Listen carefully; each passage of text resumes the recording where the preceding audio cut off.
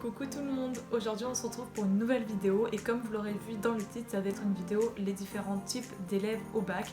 J'ai passé mon baccalauréat général cette année et j'ai pu donc voir différents types d'élèves ou différents comportements ou caractères d'élèves le jour J du bac et j'avais envie de vous présenter ces différents types d'élèves dans cette vidéo puisque je trouve ce contenu assez original et assez divertissant. J'espère que ça va vous plaire et que ça va vous aider aussi quand vous passerez le bac pour voir à peu près à quoi ça ressemble déjà pour avoir un petit aperçu du baccalauréat. Et je voulais préciser juste avant de commencer que cette vidéo n'est absolument pas à prendre au premier degré, c'est de l'humour, donc vraiment prenez ça au second degré parce que j'accentue vraiment toutes les situations et je fais ça juste pour vous divertir et vous faire rire.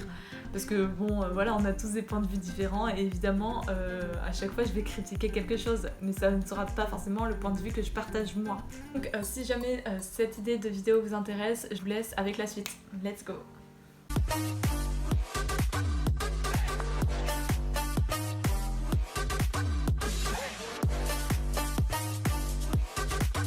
Le premier élève, c'est l'élève qui ramène toute sa bouffe, mais vraiment, genre l'élève ramène littéralement son sac et dans son sac il n'y a que de la nourriture. Mais le pire en fait c'est pas qu'il ramène sa nourriture parce que ça encore c'est pas dérangeant, c'est que tu vois quand tout le sachet ça fait un bruit monstre et ça c'est vraiment horrible. Et genre quand t'es à côté et que t'as envie de travailler, t'entends ce bruit à la longueur de temps.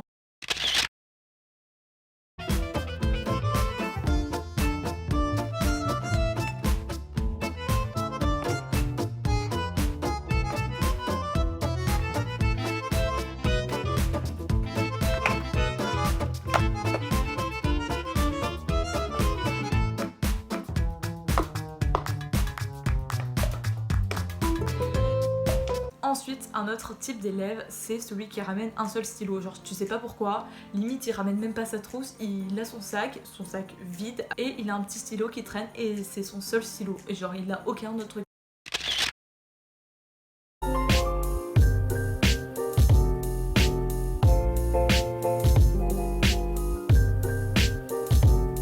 Évidemment, à l'opposé, on a celui qui ramène vraiment toute sa trousse. C'est-à-dire que le mec, il a toute sa trousse remplie de stylos, il a 10 millions de stylos. Ça, on va se l'avouer, c'est plutôt moi. Il a vraiment toute sa maison avec lui.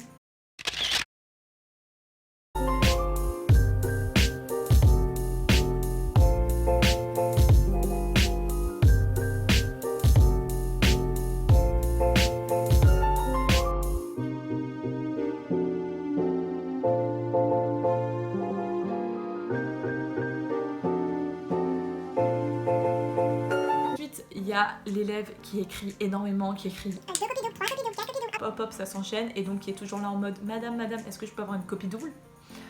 Parce qu'il a tellement plus de place sur ses feuilles qu'il a besoin de nouvelles feuilles à chaque fois.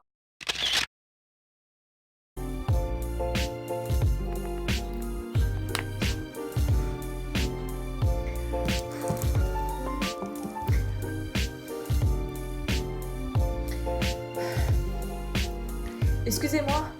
Oui. Est-ce que je pourrais avoir une copie double s'il vous plaît? Oui, bien sûr, je vous l'apporte. Merci. Ah, et un brouillon aussi s'il vous plaît. Ok, pas de problème. Merci. Oui, voilà.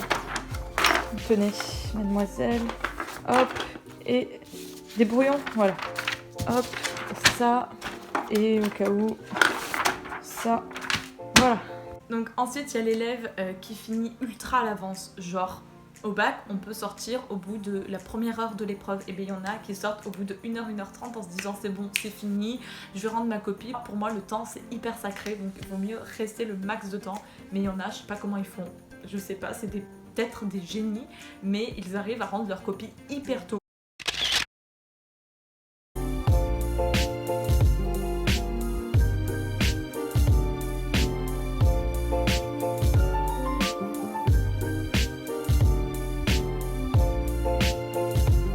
Excusez-moi. Oui. Est-ce qu'on peut rendre nos copies maintenant? Oui, c'est bon. D'accord, merci.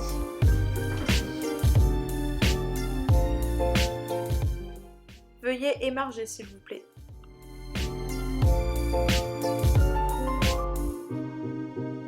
Ensuite, on a évidemment l'élève qui connaît tout par cœur et il récite son cours mot à mot, ligne par ligne, il connaît tout, genre il a limite pas besoin de faire un brouillon ou alors son brouillon c'est un résumé du cours, il est en mode Genre, tu prends le sujet, il lit le sujet, hop, il prend son brouillon, il fait clac, clac, clac, et il prend sa copie, et hop, c'est bon. Il est paré, il est prêt, il écrit.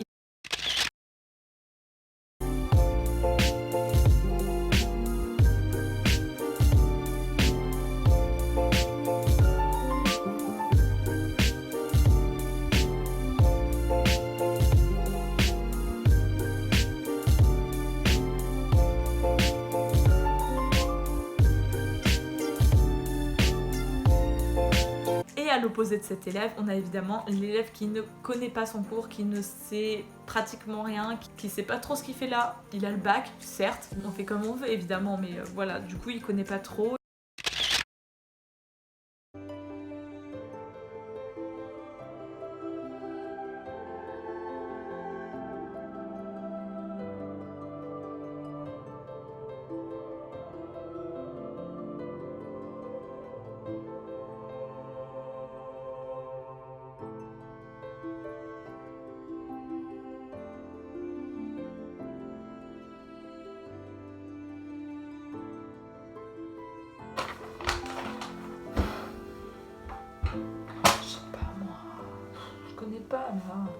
Je connais pas, je sais pas, voilà, c'est tout.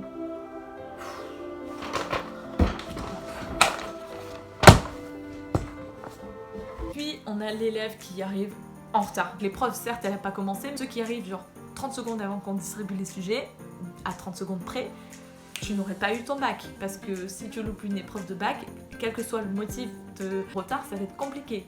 Donc voilà.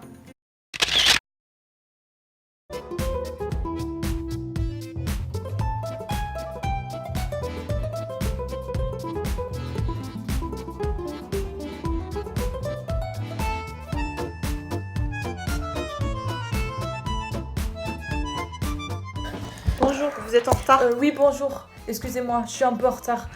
J'ai eu un problème de transport. Dépêchez-vous. Merci. Après, t'as l'élève hyper stressé, hyper angoissé, tout, genre par le bac, par le jour J. Donc avant l'épreuve, c'est-à-dire qu'il est là avec toutes ses fiches, avec toutes ses leçons, en train de les relire, en train de s'assurer qu'il les connaît bien tous par cœur. Et quand il rentre dans la salle, là c'est le stress total parce qu'il a des tremblements, des frissons. Tu stresses gavé genre avant le bac parce que tu veux réussir, t'as envie que ça se passe bien à l'épreuve, t'as tout appris et tu ne veux pas qu'il y ait un petit trou de mémoire.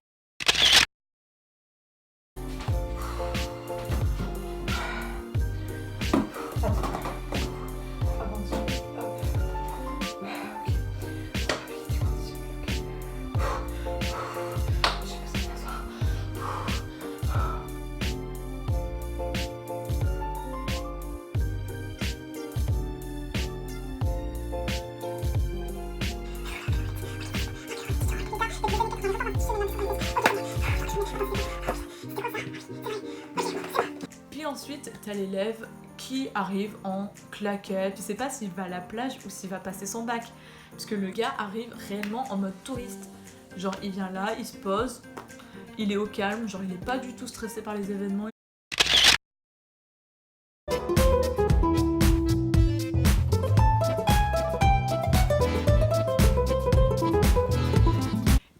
De cet élève, on a un élève qui s'habille comme un cadre supérieur. C'est-à-dire que tu sais pas si cet élève c'est vraiment un élève qui vient passer son bac ou un ministre de l'éducation par exemple. Non, parce qu'il est tellement bien habillé que tu peux avoir des doutes. Très classe et très bien habillé alors qu'il vient juste poser ses fesses pendant 3-4 heures sur une chaise et écrire.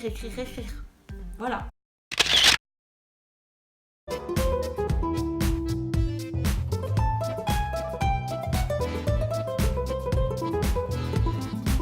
Je pense qu'un de ces derniers élèves au bac, c'est les élèves qui misent trop sur les pronostics. Ils se sont décidés sur un sujet, genre ils sont sûrs que ça va tomber sur ce sujet pile poil. Donc les gens qui misent gavés sur leurs pronostics et qui tombent sur leur sujet qu'ils voulaient et qu'ils ont révisé alors qu'ils ont fait la passe sur d'autres chapitres, là en mode en voyant le sujet, genre il y a la lumière qui vient les éclairer, genre c'est magique ce moment pour eux, genre trop contents.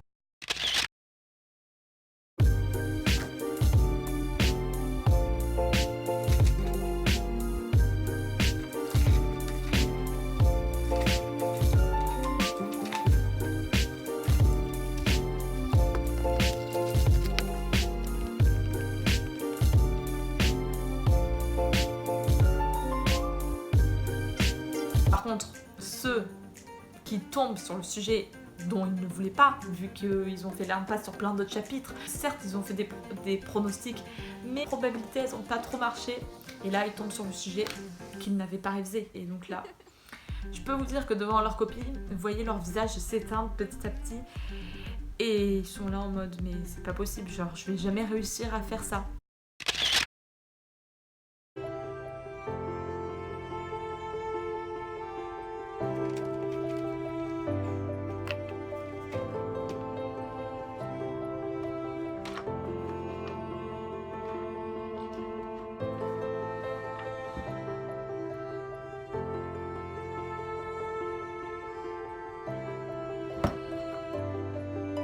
Toute cette situation d'élèves que je vous ai donnée, c'est notamment pour l'écrit du bac, mais maintenant on va passer à l'oral du bac. Donc pour commencer, on a l'élève qui va arriver habillé hyper classe, genre avec des habits chics.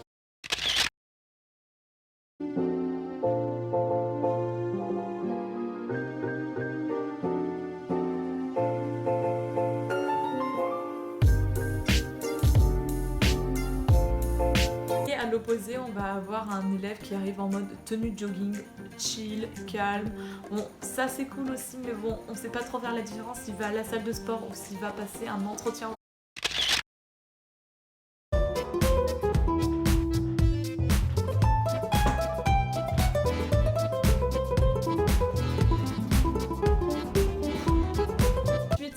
L'élève qui va connaître tout par cœur. Genre avant de passer son oral, il va avoir ses petites fiches, ses petits cahiers et il va tout réciter par cœur, mot à mot et tout.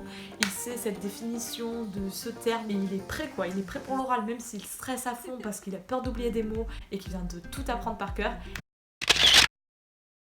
Pour cet oral, ok, si je tombe sur la notion mitos et héroes, l'intro c'est ça, non?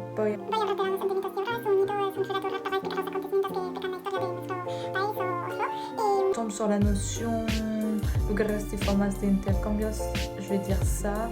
Ok, ça c'est bon, ok, nickel, ok, c'est bon.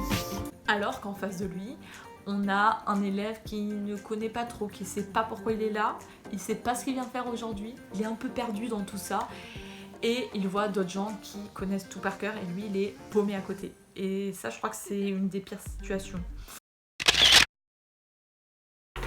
Ok. Salut. Attends. Ouais, ça va? T'as révisé? Ouais, je connais à peu près tout par cœur. Moi j'ai un peu révisé, enfin j'ai lu quoi. Vite fait mes notions, tout ça. Pour l'oral d'anglais quoi. L'oral d'anglais, aujourd'hui c'est espagnol. Quoi?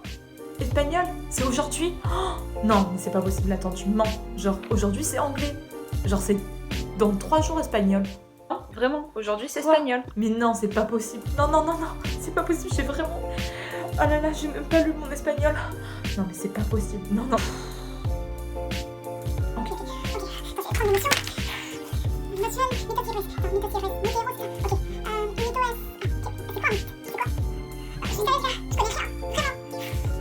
Et ensuite, une fois que l'oral est fini, c'est le moment là où tu sors de la salle et que tu vois les autres qui attendent pour leur oral et qui vont passer.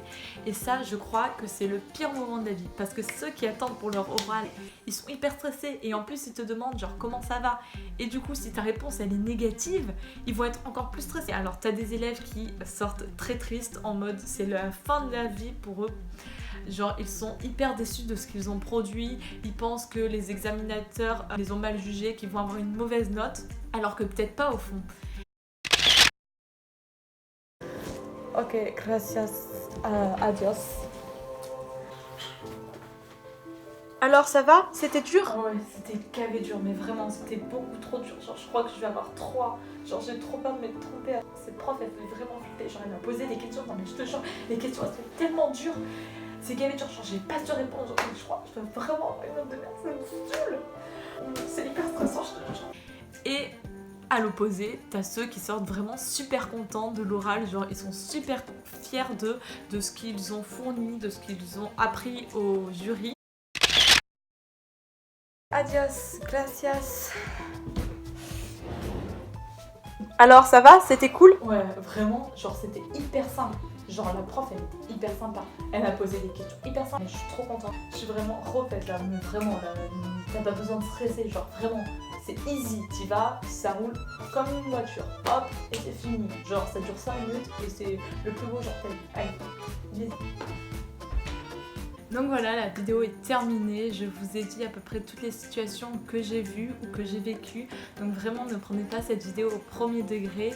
J'ai fait exprès d'accentuer toutes les petites situations, même celles que j'ai vécues, pour vous divertir. Et en tout cas j'espère que vous avez rigolé devant quelques situations, ou si vous êtes reconnu dans quelques situations, dites-le moi aussi en commentaire, ça me ferait vraiment très plaisir. Et n'hésitez pas à laisser un petit like à cette vidéo. Et en attendant, je vous dis à une prochaine fois pour une nouvelle vidéo.